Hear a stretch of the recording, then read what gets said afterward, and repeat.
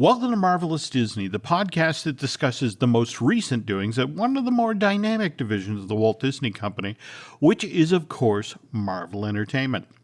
This is entertainment writer Jim Hill, and my co-host, the amazing Aaron Adams, and I are recording this week's episode on Tuesday, July 26, 2022, which is just 2 days after the 2022 edition of San Diego Comic-Con wrapped up. You know, we had actually been cautioned to the effect of the big Hall H presentation from Marvel Studios, the effect of don't expect too much. You know, they're saving all the good stuff for the D23 Expo in September, so they're going to talk about She-Hulk, they're going to talk about Black Panther, and that's about it. Drew Taylor, my co-host on Fine Tuning, tried to make folks aware that this info was wrong, that Kevin Feige had so much more up his sleeve. But even then, I don't think anybody expected this amount of news. Phase 5 and, you know, a good chunk of Phase 6. Yeah, chunk. That's the operative word there. They didn't reveal everything that's coming, but they gave us the largest rocks in the river, as you like to say. Yes. And we will be walking you through these various rocks shortly, folks, when we get to the news portion of the show. But as always, I'd like to remind you that the news portion of Marvelous Disney is brought to you by Storybook Destinations, trusted travel partner of the Jim Hill Media Podcast Network. For a worry-free travel experience every time, please book online at StorybookDestinations.com. There's a review that Ben Brantley did of Mel Brooks's the Broadway musical version of The Producer, and it has one of my favorite lines ever to start a review. It's like, how do you pick highlights out of a bonfire? Well, I'll tell you, just because I'm craving for something different nowadays. Okay. Sandman in 10 days on Netflix. Well, that is a pretty cool trailer too. That came out of Comic-Con, and man, that looked great. Seeing the Corinthian with his chewy teeth eyes really just creeped me out, and I cannot wait to see all of that happen. I'm so excited for it. But for all fairness, this is a Marvel podcast, so we'll put Sandman to the side and talk about Marvel stuff, I suppose. All right. And you wanted to share your reaction to the Black Panther Wakanda Forever trailer. Well, not necessarily my reaction, but the world at large's reaction, it appears. So this is the moment where I admit how very wrong I was yet again, because my concern is, how in the heck are you going to cut a trailer that's compelling called Black Panther Wakanda Forever, and it doesn't show the Black Panther in it, you know, when you're missing your main character through it. And I thought that as I watched the movie without any other context around me, I thought, well, this is like saying welcome to Fantastic Four, where they intro Doctor Doom after he's just killed the entire Fantastic Four off screen. You know, that's how it felt. Okay. And so they're introducing Namor, obviously, and they're trying to hint at him and tease him and not give him full reviews, and it's little glimpses and cuts of this and that. And I went, well, that looks like a good Namor trailer, but it's a crap Black Panther trailer. And then I scrolled down in the comments section, and it appears that I am absolutely in the minority, because everybody was emotional and overwhelmed and oh, I can't believe how beautiful the tribute to Chadwick is with the mural on the wall. And I mean, I'm aware that there is a recast T'Challa hashtag out there where people would like to see the Black Panther as a character continue. And I get that. I totally get that argument. He's an important character that's been around a long time, and I don't think his journey should be over.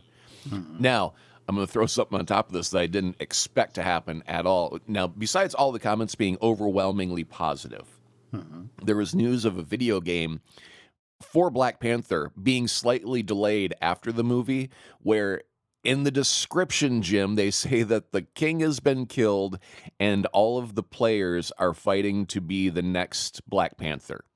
Really? So, and it's like, is it going to be Shuri? Is it going to be, I can't remember the other character's name that led, like the gorilla tribe or whatever. Like, is it going to be that character?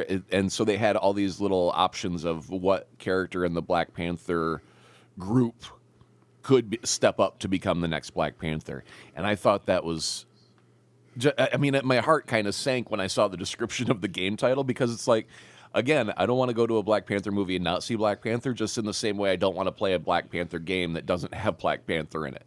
And so I feel like I am on the sidelines on this one saying, boy, this doesn't seem right, guys. And the rest of the world is like, yeah, this is exactly what's called for or needed. I don't know. I guess we're just going to have to wait and see how the box office plays out, and that will be the end judgment of this conversation of, do the people like it, or are they offended by it, or what? So we'll see. Literally today in my inbox, I got news of a new book coming out called The Protectors of Wakanda, The History and Training Manual for the Dore Milaje. And this is arriving on store shelves September 20th of this year. So I want to say the actual Wakanda Forever film doesn't show up till November 11th, but this is an in-world manual. So supposedly is if you're, what's it like to train as a member of the Dore Milaje? And what's kind of interesting is this book supposedly features entries from General Okoye, Princess Shuri, and Queen Mother Ramonda. But I have to wonder, given what the trailer makes very clear, we are in a Wakanda that is mourning T'Challa. And how much of this is going to kind of bleed through around the edges? Now, are we going to bring up the fact that Shuri's in the Black Panther costume at the end of that? And how do you know, right? Go ahead, say it. How do you know, Aaron? How do you know? I've seen a lot of speculation to that effect, and it's... Are we really? What's the proper phrase here? Butt detectives? Is that? No. It's not the hiney that gives it away. Okay. If you'll recall in the first Black Panther movie, Shuri had these gauntlets that when she would raise her fists up, and they were like panther mouths, open panther mouths that were on her fists, right? Okay. Well, that same motif of the panther, except the mouth is more open, and so her arm comes out. So this mouth is actually used as like a collar around her arm. It's more up around the forearm area.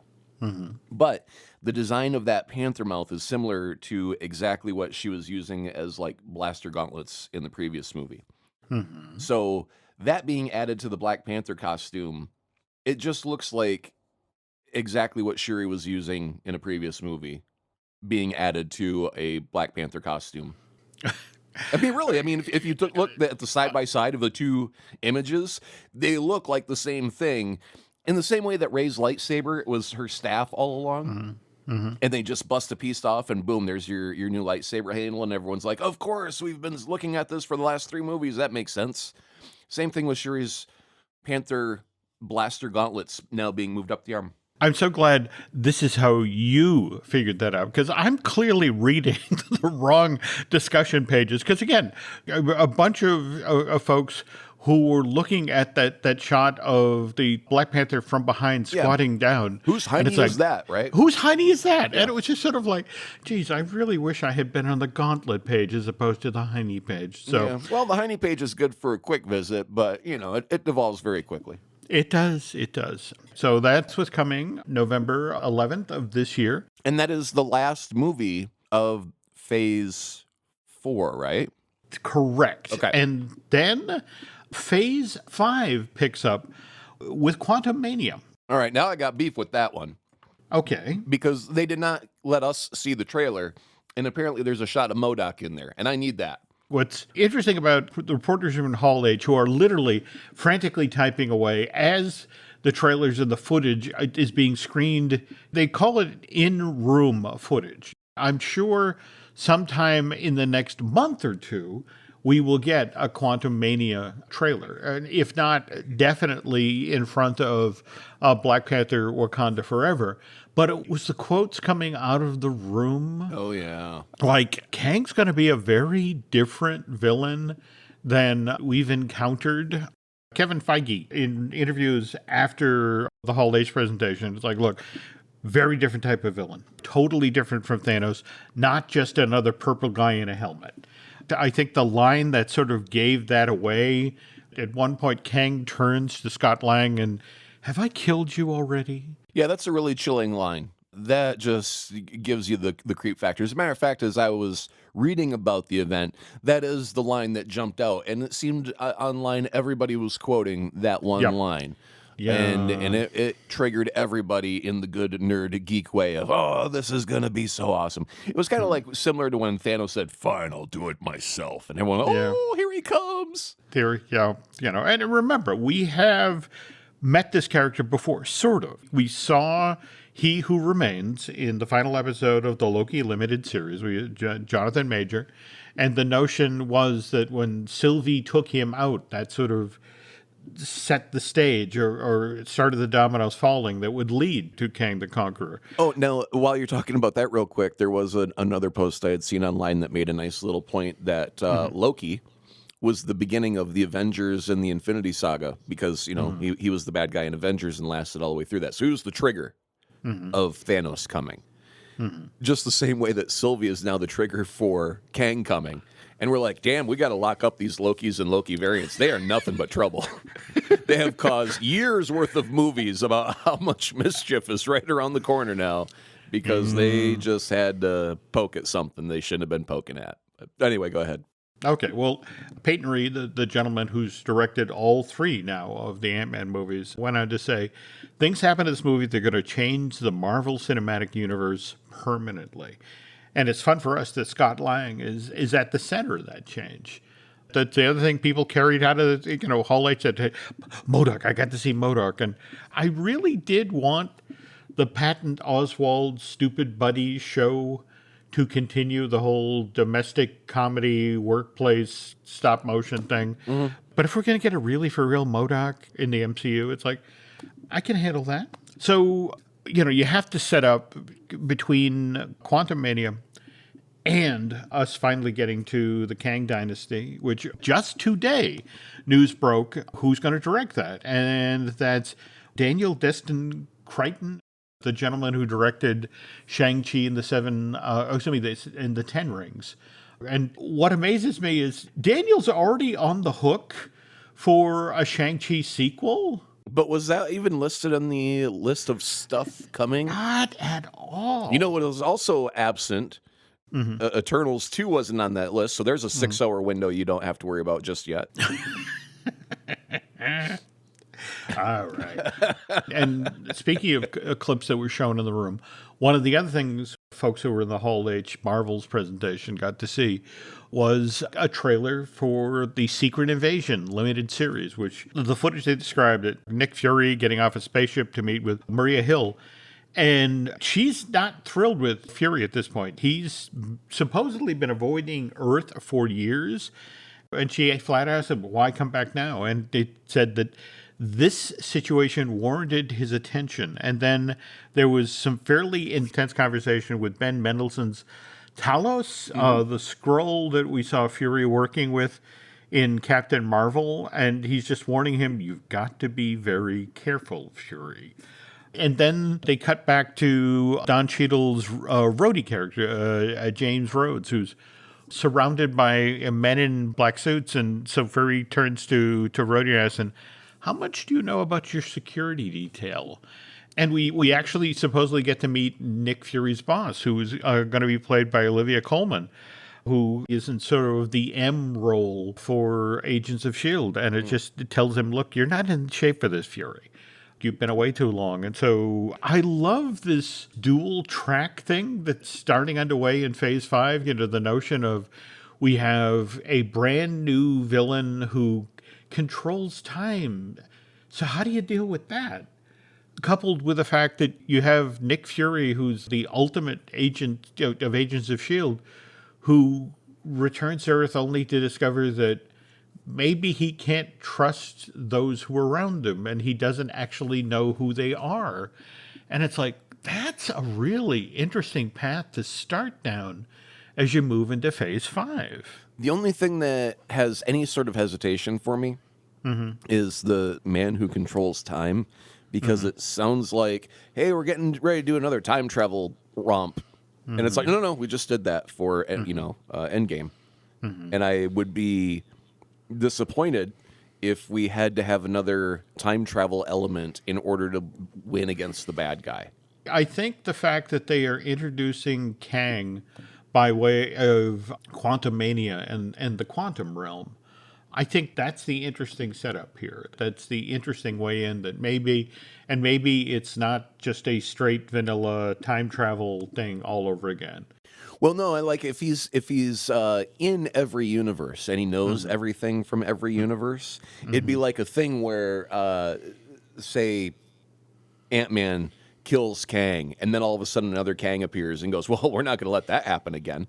Now that I know that you can do that," and then he becomes kind of like Taskmaster. He just kind of knows what you can do, and instead of mimicking you, he just avoids or circumvents that by knowing your game plan. So It's, again, intriguing that you bring this up because just today I was reading that somebody was positing to the effect of, look, think about the end of Doctor Strange in the Multiverse of Madness.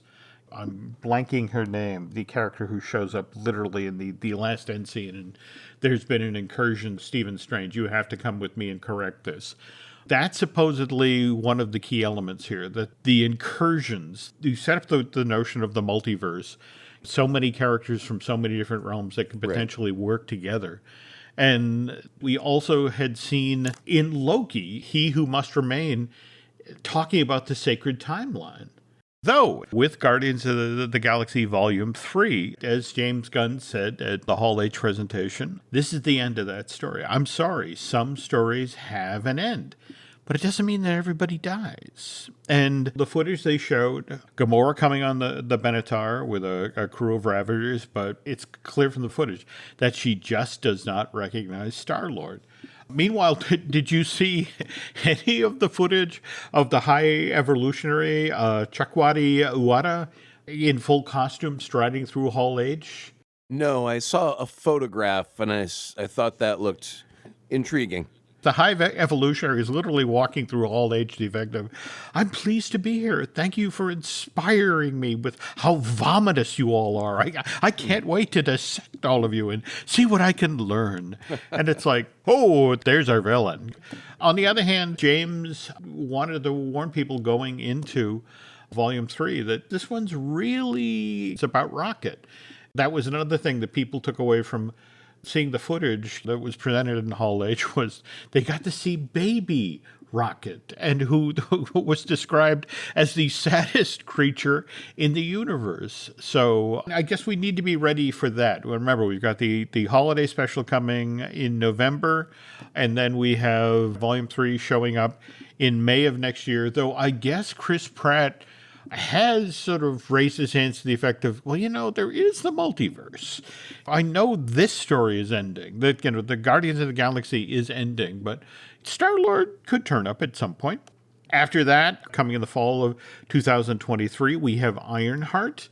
And if you look closely at the Black Panther Wakanda Forever trailer, you can actually see Riri Williams. She's giving the high five greeting to Shuri as she enters a room, a lab, it looked like. Oh, I will go back and look for that. And we now know what her outfit looks like in this film, not just due to the trailer, but also Funko Pop. It was so funny that once the Hall H presentation was over, there were a lot of folks on the floor who could finally put toys and posters and stuff on display. It's like, okay, they've revealed that footage. Okay, we can now bring out our stuff. So there were action figures, collectibles, a lot easier to get a sense of what Wakanda Forever was going to look like. But you were talking about something that Mr. Feige said over the course of this presentation, that we're going to see Marvel superheroes at various different levels, right? Well, yeah, you've got your street level and you've got your astral level heroes. And I mean, they've talked about that before, but it was a series of, it's not Lemony Snicket's unfortunate events. It was much more happy events that led me down a train of thought. So we did have in the She-Hulk trailer a brief glimpse of Daredevil. And I started thinking, we can't have an Incredible Hulk movie, but we can have the Hulk in a movie. And Daredevil's a street-level character, and Feige also mentioned Spider-Man as a street-level character.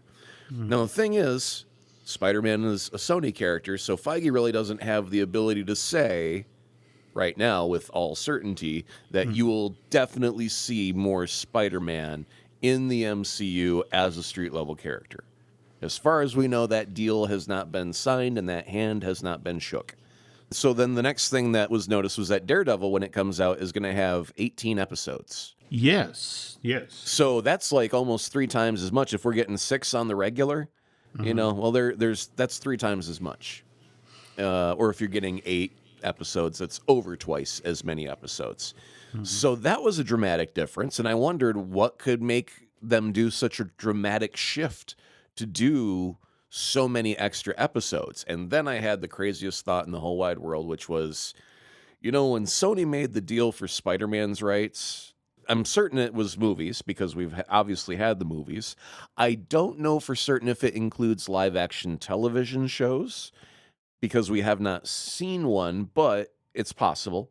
We know that Marvel has the rights to animated Spider-Man shows, and they've done plenty of cartoons to prove that point. So the question is, when Sony signed that deal to get Spider-Man back in either the late 1990s or the early 2000s, because we got Spidey, in theaters in 2002, streaming was not a thing then. It could not possibly be in the contract. So, if we have Daredevil for 18 episodes, is there any conceivable way that we can get Tom Holland to appear side by side with Charlie Cox in a Daredevil show, not a Spider-Man show? And it's not a movie, it's streaming. And so we haven't broken the 2 cardinal rules. It's not a Spider-Man thing, live action. It's a Daredevil thing. What do you say, Jim? Can we do it? Is it legal? We've had a similar situation with the Hulk. Right. The language for the Hulk film says the Hulk feature films can be produced by Universal, that they have the movie rights. That's only for a film where the Hulk is the leading character. If, on the other hand, the Hulk is a supporting character, then it gets a little strange. I mean, no, obviously, we've got a She-Hulk. I mean, it's got Hulk in the title, but it's got she in front of it. Yes. And the Hulk is a supporting character, so that qualifies in all of the most technical of the senses.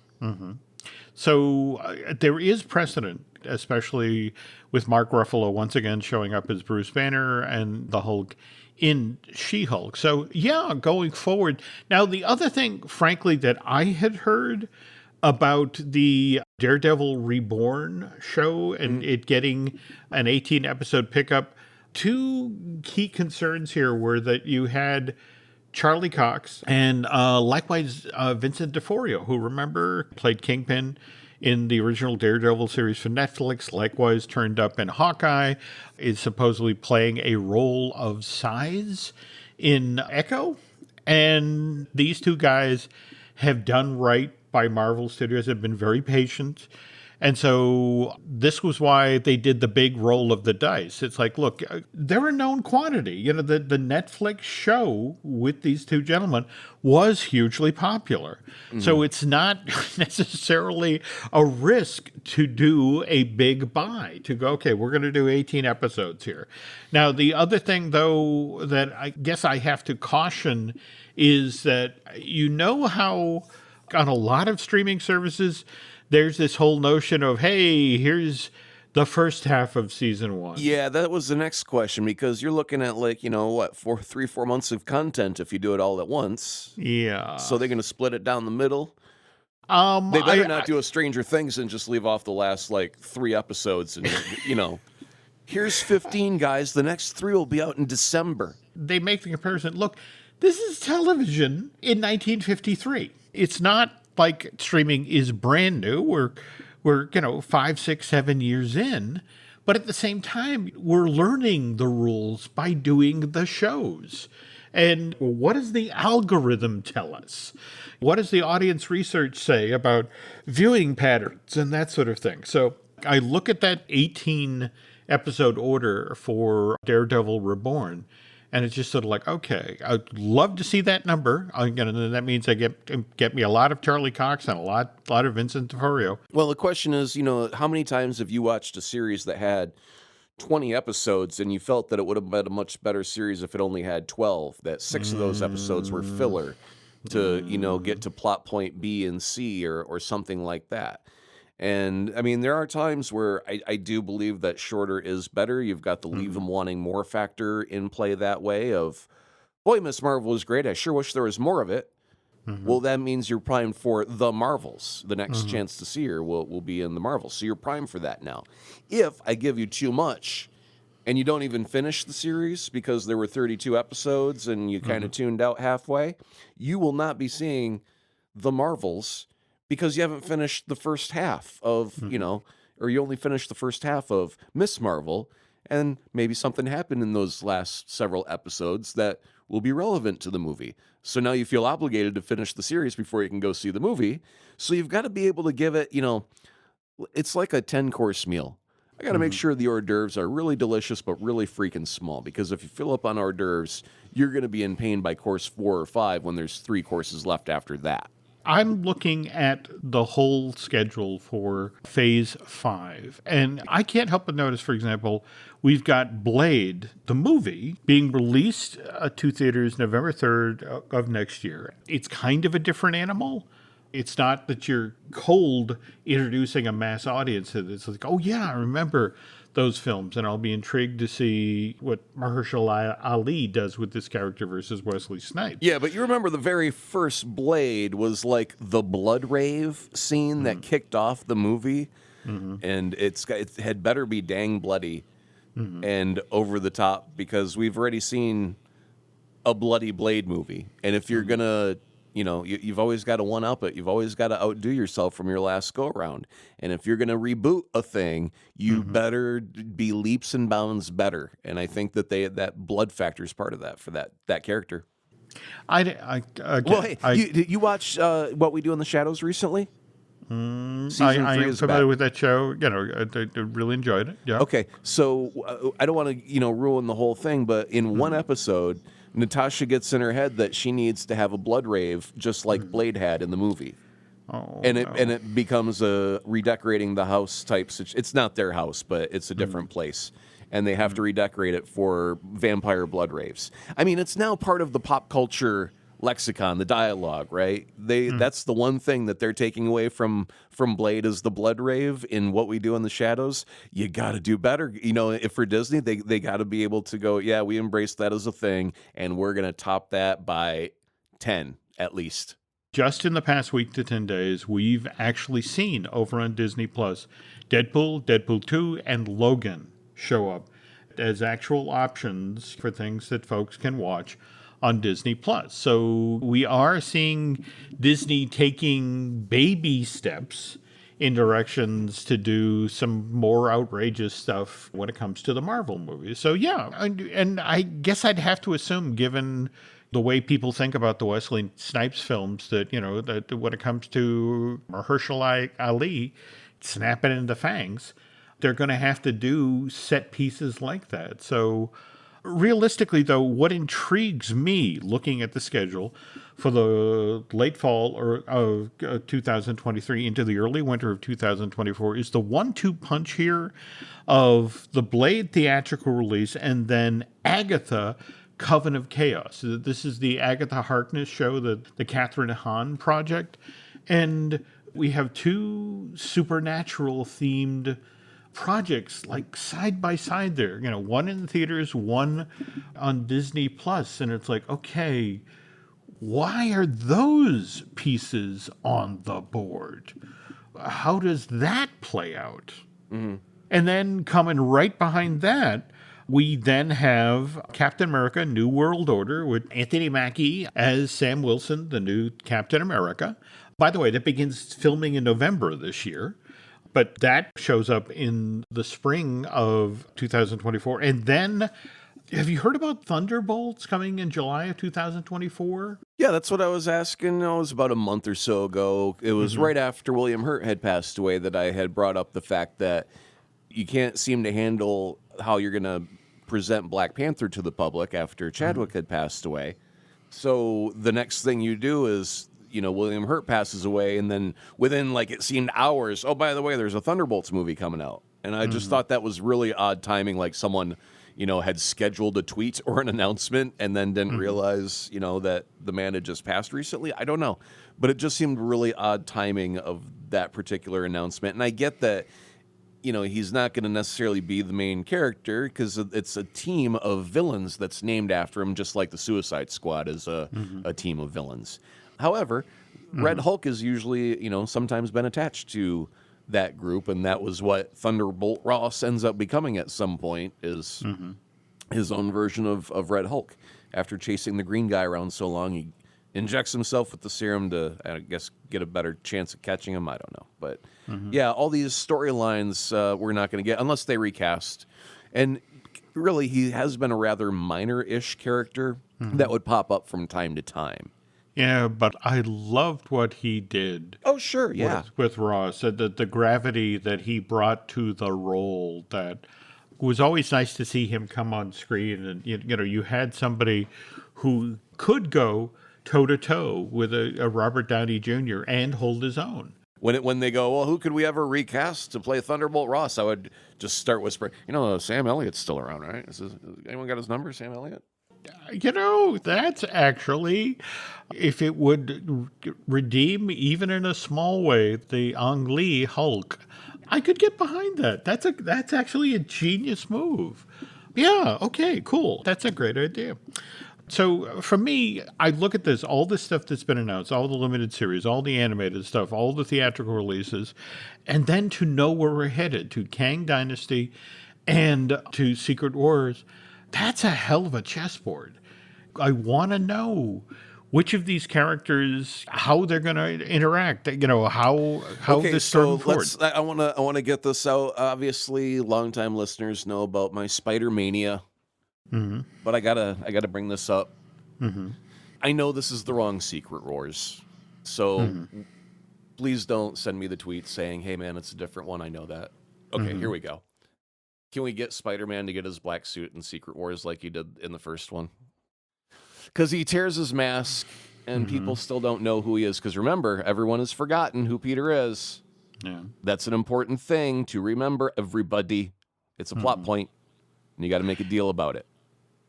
So, and we did have that little moment in the end. No. That never happened, Jim. You were mistaken. That was a hallucination.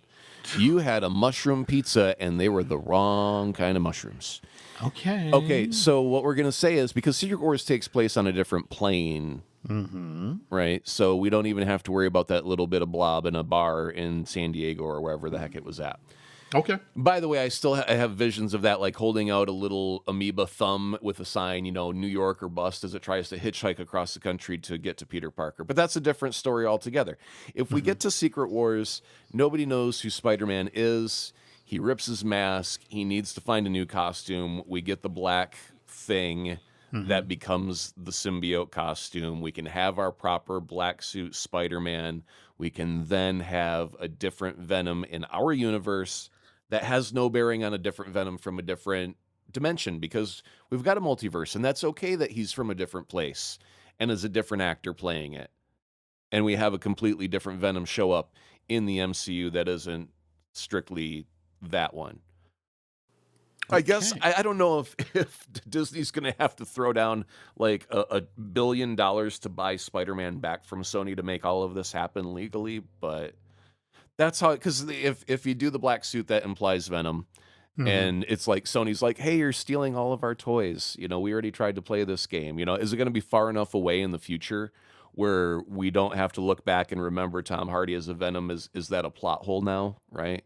Because if they're doing a third movie and it's coming up in the next couple of years, will we still be far enough away when we finally get to Secret Wars where we can have a black suited Spider-Man and not think Tom Hardy is involved in this in the future? I do not know what to tell you. Anyway, okay, so my hopes and dreams are dashed once again. Let's move on. Okay. Speaking of which, folks, moving on, when we get to the second half of today's show, we're going to discuss how long these sorts of things take to do. Setting up, for example, the original Infinity War and Endgame. Every story you love, every invention that moves you, every idea you wished was yours, all began as nothing. Just a blank page with a blinking cursor, asking a simple question. What do you see? Great ideas start on Mac.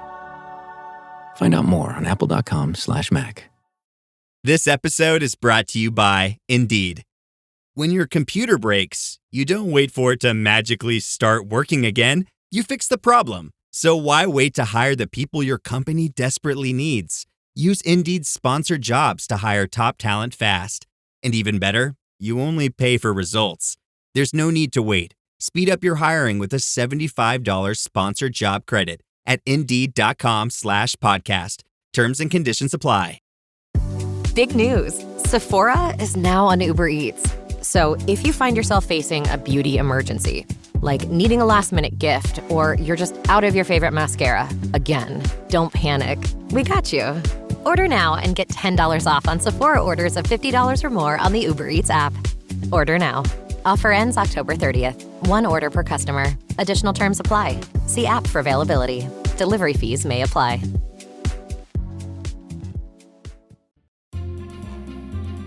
We were just talking about New York and just heard from the folks at Madame Tussauds.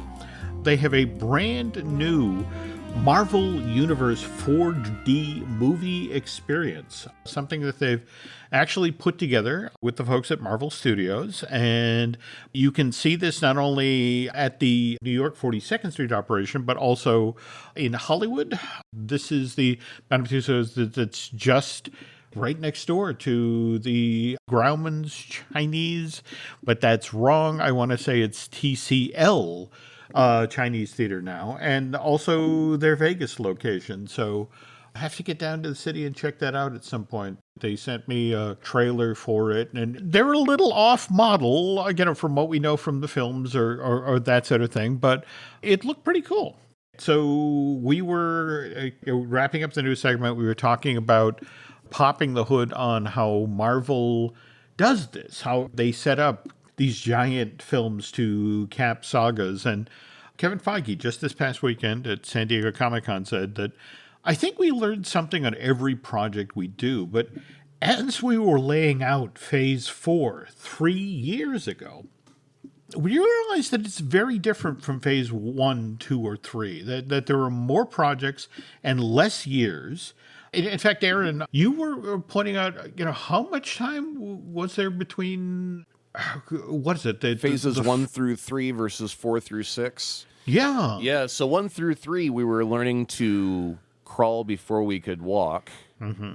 And phases 1 and 2 were crawl phases. I think we were walking by phase 3. But that whole time took 11 years. Mm-hmm. And then if we look at the calendars and do the math, apparently phases 4, 5, and 6 will only take 6 years. So obviously we do have the benefit of Disney Plus and delivering shows and content and story. More importantly, story that moves all of this forward on Disney Plus. So that does help be a little bit more expedient in the story delivery there. But Kevin continues. He said, look, we're not going to culminate every 10 months with an Avengers movie. Each of these films themselves now have become quite big and are cross over events in many ways all on their own. And after the creative experience we had with Infinity War and Endgame, well, that felt like capping a saga. And those films were a year apart, whereas the Kang Dynasty and Secret Wars will be mere months apart, but still be a real cinematic event, a completion of a saga. And that's really what we wanted to lay out here today, saving back-to-back Avenger films for the completion of a saga.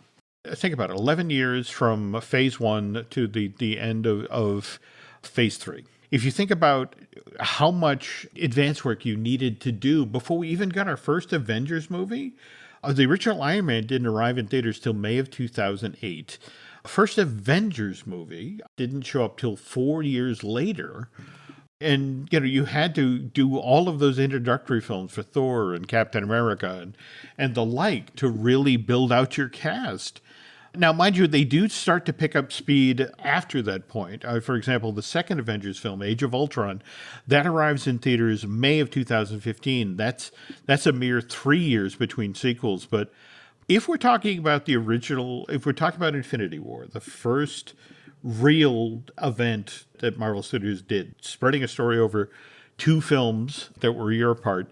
Marvel announces this project in October of 2014. All right. So we've got 7 months before Ultron even arrives in theaters. So they haven't even gotten the second Avengers sequel out the door. And they are announcing we're doing this 2-part movie event, Infinity War, which will arrive in theaters. Part 1 will show up May 4th of 2018, and then part 2 will be May of 2019. After that, April of 2015, the Russo brothers get signed to direct Infinity War. And the Russo brothers' very first film for Marvel Studios, Captain America, the Winter Soldier, had only been released to theaters a year earlier, April of 2014. But even 1 month before that, Marvel's like, ooh, we like what we see from you guys. And hey, would you be interested in doing the sequel to this, Civil War? But 13 months after that, just as principal photography is beginning for Civil War, that's when the brothers get signed to do Infinity War parts 1 and 2. If we jump ahead 1 month, May of 2015, Christopher Marcus and Stephen McFeely are signed to write the screenplay for Infinity War. And these guys at this point have been working with Marvel Studios for 6 years. They got hired back in November of 2008. They got selected by Joe Johnston, the director of Captain America, the First Avenger, because he was looking at the script and it's like, this needs to be retooled. This needs to be more sincere. I know some guys. Let's bring them in. By the way, this dream team that you just listed off currently has a film right now on Netflix with Chris Evans called The Gray Man. Yes, which, by the way, further complicating this whole situation because everybody is hoping that the Russo, in fact, that's the interesting thing. That just got a sequel and a spin-off thing. It did, and this is what's kind of making people crazy because Daniel Destin Crichton, has, as we mentioned at the top of the show, has been signed to do the Kang Dynasty.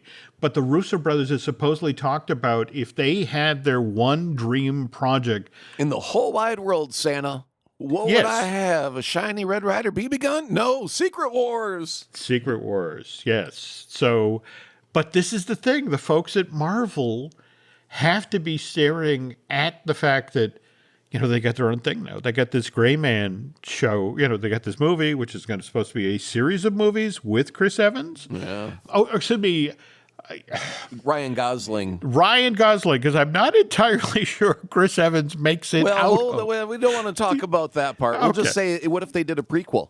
Oh, well, there we go. All right. Okay. Because I got to tell you, Chris Evans' character is one of the sleaziest, slimiest Chris Evans you've come across. And I mean, I truly love nothing more than Chris Evans in Scott Pilgrim versus the World, where he plays just a total actor creepo. Yep. And in this one, he's got a little porn star mustache, and he plays the biggest jerk in the whole wide world where you just want to punch him in his cute little face. And he's just a delight in this whole darn movie. His badness knows no bounds, and it makes every scene he's in that much sweeter. It's wonderful. And the guys work together really well. I mean, directors with the Russos, McFeely, and the guys with writing. It's all a really good relationship that they're working on there. No, totally. And at the same time, the Russos and Marcus and McFeely, after writing for Chris for all of those years, and that's the thing. I bet they were sitting there going, what would Captain America not say in this scene? And there's one scene, I love it so much, and it's just the read of it, but it's the line where one of the henchmen says, we got the guy. And he looks up and he smells, he says, that'll do, pig. That'll do. I mean, come on. Oh, anytime you can slip in a babe joke, I'm happy. Okay. Yep. Marcus McFeely and the Russos have been joined at the hip since Winter Soldier. And in fact, I would argue that given that Marcus and McFeely, given that Joe Johnston brought them in to do the rewrite on Captain America, the First Avenger, and it's so sweet. It's so sincere. It just nails what that character needed to be. And you think about what they did going forward, how they switch it up for Winter Soldier. You do that same character, only you do him in a 70s political conspiracy film like 3 Days of Condor. And then you jump to something as ambitious as Civil War, where, think about it, you bring Black Panther on the canvas. You do that battle at the airport that I would argue is one of the most memorable set pieces that in all of the MCU to date. Well, it was like its own mini Avengers movie without the Avengers title, and I think that's what really made people have that jaw drop moment of look at the just stupidity of riches of all these characters and wonderful actors doing this thing for this one battle. That's why we end up with 3 Spider-Men nowadays in a movie, because you just got to keep upping it and upping it and upping it. That's what's put us on the path to the Kang Dynasty and Secret Wars. I mean, how do you top a Civil War, or how do you, or for that matter, you look at the end battle in Endgame. And again, I would argue that because Marcus McFeely started out by doing Captain America, the First Avenger, there's a reason that Captain America is front and center through all of these movies. In fact, just the other night, I found myself on YouTube and I set up that when the portals open in Endgame, that is still such great filmmaking, and that whole on your left. I mean, the wonderful callback to Winter Soldier. But more importantly, writing-wise, it's the very first time we truly get to hear him say Avengers Assemble. Because we did get him to say Avengers, and then credits roll at the end of Civil War. Yeah. But we never get to hear Avengers Assemble until we get that huge collection of everybody we've seen in the MCU up until now come out on the stage all at once. And then when you finally get to pay off that line, because truly it's all of them, and you say Avengers Assemble, man, all the fanboys were like, he finally said it, and they're all here. And it became such a huge moment simply because of the writing, of holding off of that key instant. So the other thing now, Jim, is if you love that moment, I want you to think about what's going to happen when we finally get to Secret Wars. And it has to be a 7-hour film because we've added 32 new characters and only killed off 2 since we've gotten done with Infinity War. What's going to happen when everyone only gets half of a line because there just isn't room for a full line for all of the actors you got to fit in that movie? We were talking chessboard early on in the show as a conceit. Let's look at it that way. You've got your normal chessboard, everybody at home. Go ahead and put all your pieces where they belong. Now go get another chessboard's worth of pieces and add those and take off 2 pawns. All right. Now wait, we're not done because this is phase 6 we're talking about. And I'm damn certain there's going to be more characters that will be introduced. So do yourself one more favor. Go buy one more chessboard, add all of those characters on. Now that it's completely full and there is no space to move, play a game of chess and enjoy. Oh, that's going to be a good time. Now, I mean, I thought that was the impossible problem for Endgame and Infinity War, too many characters, and they did a great job. I mean, that was a very quickly paced, moving movie that went from one thing to the next that never dragged because they didn't spend too much time where it's just one character monologuing. There's always interaction between 2 or 3 or 4 characters, and so everyone got to have a part, they got to play their role. And nobody was left in the shadows. So same challenge for Secret Wars, probably a little bit more complicated if everybody in the MCU is involved. But, they did it before, they'll do it again. So many of us were hoping, especially given the wonderful job that the Russo brothers did, and again, Marcus and McFeely. I mean, and think about how Endgame ends. That last 15 or 20 minutes where you're after the battle, after we lose Tony, and what's interesting is the movie gets smaller and smaller. We have the funeral at Tony's cabin, and then we have Cap go back to return the Infinity Stones, and we have that lovely scene with the old Cap and Sam and the handing off of the shield, and then Peggy Carter and well, I think that you said this just a few moments ago about, Cap being the center of the Avengers. He was the heart. Tony was the brains, but Cap was the heart. So to close that chapter with the guy who was the core, the heart of the group, seems the most appropriate way to end it. So, okay, let's... I guess let's we're going end to talk this- about She-Hulk on the next episode.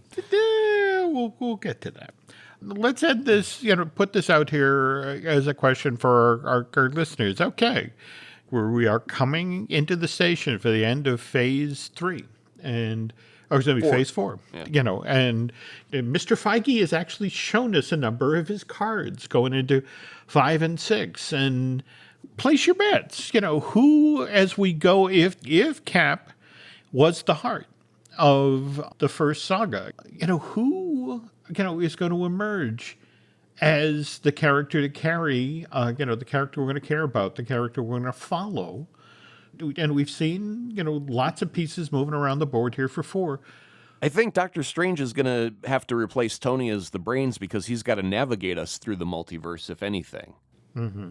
So there's your substitute for Tony. But yeah, still for Cap, it can't be Spider-Man because Sony's in control of those cards, and we can't, if we can't choose our own destiny or make it ourselves, we're not going to leave it up to Sony in any way. So it's not going to be Pete.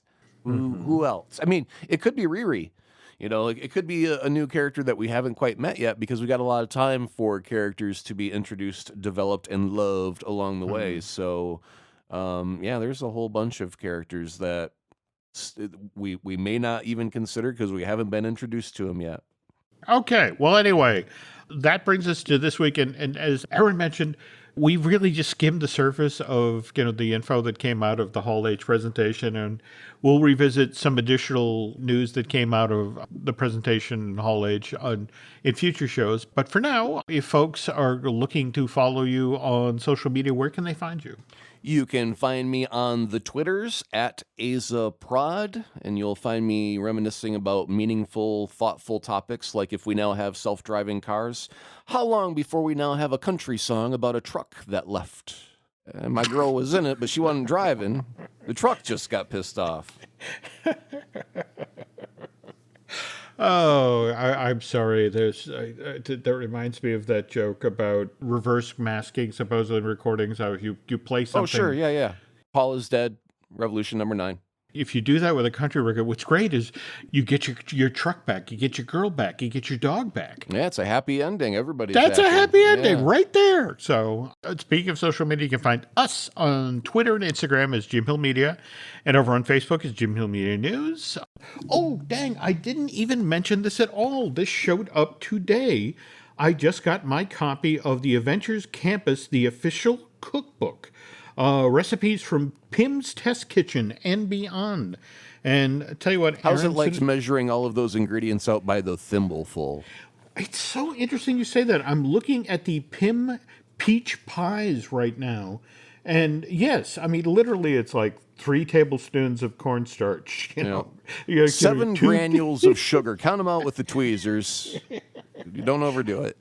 All right. Well, I'll tell you what, folks. I will try to make a Pimnini tonight for Nancy. He's got to go to CVS and pick up an eyedropper to add the cream. There you go. There you go. All right. Well, thanks for listening, folks, and we will be back soon.